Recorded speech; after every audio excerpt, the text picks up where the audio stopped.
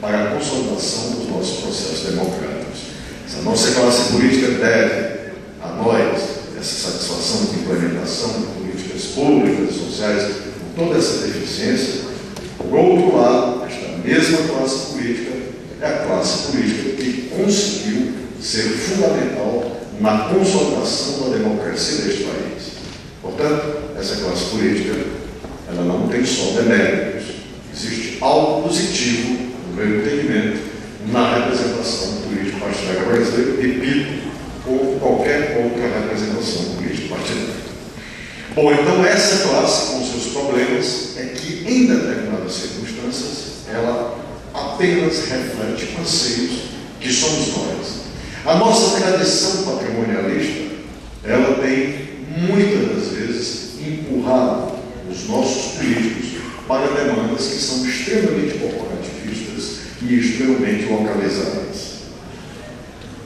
Repito, no meu exercício na Procuradoria, eu trato, enfim, de todo tipo de problema, de uma demanda da quarta capital em população desse país, 2.800.000 habitantes, problema de toda ordem, uma cidade que não tem a divisão da renda do sul do país, e muito menos a renda, na verdade, mínima, que se compara com o centro do sul do país, enfim, com as demandas que todos nós conhecemos, demandas por políticas públicas bem mais contundentes. E não me surpreende, às vezes, quando eu recebo, e isso outros colegas de outras capitais, e aqui, independentemente de ser o Nordeste ou do Sul, este é um fenômeno que acontece, outros colegas nas suas procuradorias recebem reivindicações de pessoas acompanhadas de políticos, mas que vão pedir algo que exatamente não é permitido legalmente. Ou seja, aqueles que vão pedir sabem, mas utilizam o político para chegar à administração pública, para ser recebedor de um privilégio. Mais uma vez, o problema me parece estar na sociedade e não necessariamente no político.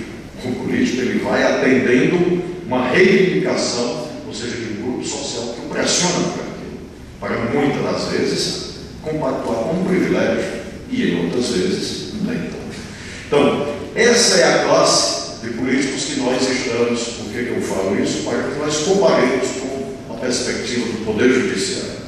Na medida em que eu estabeleço possibilidades do Poder Judiciário implementar demandas sociais e públicas, eu altero uma estrutura central, não é verdade, da democracia brasileira e do constitucionalismo. Não se trata, eu gostaria de deixar isso claro, simplesmente de uma questão de inversão normativa da Constituição. Não se trata simplesmente de dizer que o Poder Judiciário não pode implementar políticas porque não foi eleito e porque assim a Constituição não prescreve, a Constituição não recepciona esse tipo de conhecimento. O que se trata aqui, na verdade, e isso me parece evidente, todos esses problemas, mesmo os problemas de efetivação de direitos sociais, são problemas a envolver algo mais precioso para as nossas sociedades, notadamente o poder constituinte. Ou seja, quando há aquilo que se pode chamar uma ultrapassagem pela jurisdição constitucional ou pela capacidade de efetivação constitucional do judiciário, vem a ter.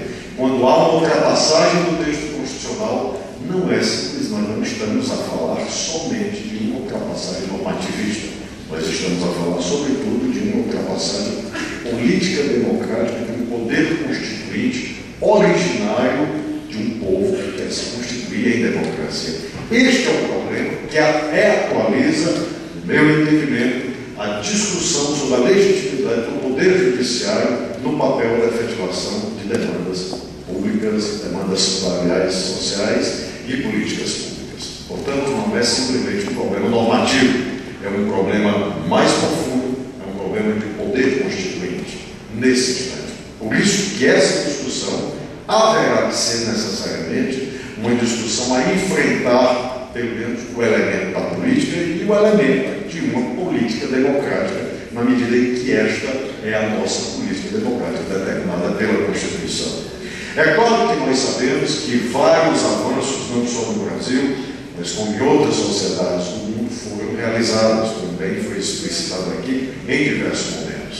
Nós temos várias decisões, eu lembraria dos Estados Unidos 3 grandes temas que foram decididos pela Suprema Corte e de uma maneira até razoável, como a questão dos direitos civis, a questão do aborto, a questão da pena de morte, enfim, vários outros grandes temas que não passaram, não enfrentaram uma discussão por aqueles que foram os representantes do povo, mas enfrentaram uma discussão por senhores acadêmicos que possuem toda a dignidade do nosso respeito, mas que não possuem, repito, qualquer perspectiva de poder constituinte.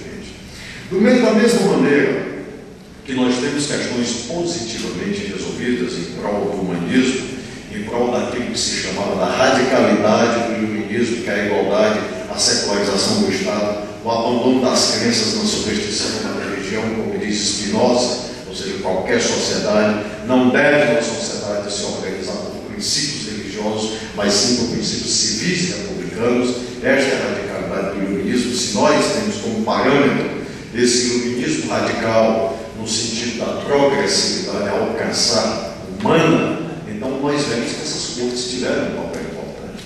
Noutra direção, essas cortes também tiveram papéis extremamente desfavoráveis a esta radicalidade iluminista a que eu me referi agora. Então nós temos um desafio, ou seja, uma convivência de opostos. Resta-nos, portanto, na verdade, saber como nós poderíamos resolver este dilema. De um lado, a exigência social, o Estado insuficiente; de outro lado, o Poder Judiciário, na verdade, a desejar com amplitude, a desejar com sofregamente a realização dessas políticas sociais. Eu creio que a solução necessariamente não tem uma solução pronta, já me encaminho para a minha conclusão, não tem uma solução pronta como nós poderemos resolver isso. Mas pelo menos nós poderemos arriscar algumas observações a respeito desse tema. Antes de mais nada, esse é um problema que terá que ser resolvido, meu entendimento, na política. E essa política terá que ser necessariamente uma política com o protagonismo do Estado. Não havendo este protagonismo do Estado, e aqui eu incluo os 3 poderes, nós teremos poucas chances de sucesso.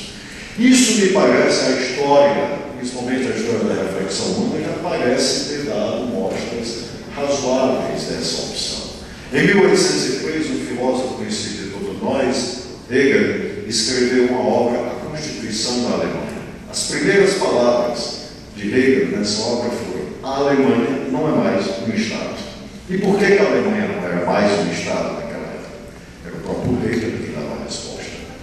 Dizia: a Alemanha não é um Estado porque eu tenho aqui, neste Estado, disputando a estatalidade, como dizem os alemães, é a palavra que melhor encontra para Staatlichkeit, eu tenho aqui disputando 300 bispos, 500 militares, 300 príncipes.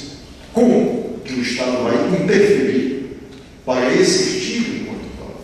Qual é a estatalidade para isso? Para resolver problemas que cujos desafios batem a nossa porta cotidianamente. Então, nesse sentido, a Alemanha não é um Estado. E estava correto.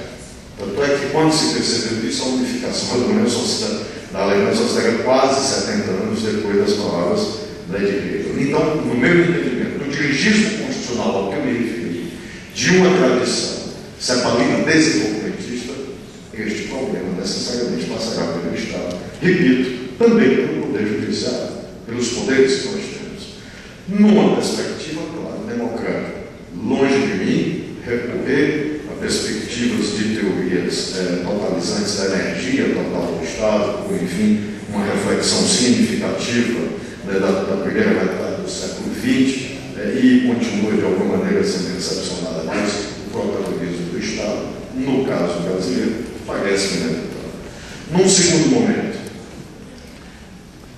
a implementação das políticas de efetivação social será uma tarefa portanto, de um Estado, de uma Constituição vigente e de uma sociedade que tenha a compreensão desse sentido, a exigir, fundamentalmente, da sua representação política, a clareza, portanto, dessa necessidade.